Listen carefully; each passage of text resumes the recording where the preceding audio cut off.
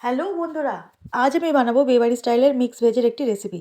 আর এই রেসিপিটির প্রধান উপকরণ হিসাবে আমি নিয়ে নিয়েছি দুটি বড় সাইজের ব্রকলি। বাজারে গিয়ে দেখলাম বেশ বড় সাইজের ব্রকলি বিক্রি হচ্ছে, তাই দেখা মাত্রই আমি নিয়ে নিলাম। আর শীতকালে ফুলকপিটা সবসময় খাওয়া হলেও ব্রকলিটা সচরাচর বাজারে দেখা যায় না, তাই আর দেরি না করে ব্রকলি দিয়ে মিক্স ভেজ বানিয়ে ফেললাম। প্রথমে ব্রকলিটা কেটে ধুয়ে বেছে হালকা করে ভেজে নিলাম, যেহেতু ব্রকলিটা নরম তাই হালকা করেই ভেজেছি। তারপর আলুটা ভালো করে ভেজে নিলাম, আর ফ্রিজে ছিল কিছুটা গাজর, সেটাও নিয়ে নিয়ে তাকে আমি লাল লাল করে ভেজে নিলাম। এরপর কড়াইতে তেল গরম করে তাতে দিয়ে দেবো বেশ কিছুটা ফোড়ন। ফোড়ন হিসাবে আমি প্রথমেই দিলাম গোটা গরম মশলা, গোটা জিরে আর শুকনো লঙ্কা আর তেজপাতা। ফোড়নটা দিয়ে একটুখানি ভেজে নিয়ে তাতে দিয়ে দিলাম পেঁয়াজ কুচি। পেঁয়াজটা ভালো করে ভেজে তাতে দিয়ে দেবো আদা, রসুন, কাঁচা লঙ্কার একটি বাটা।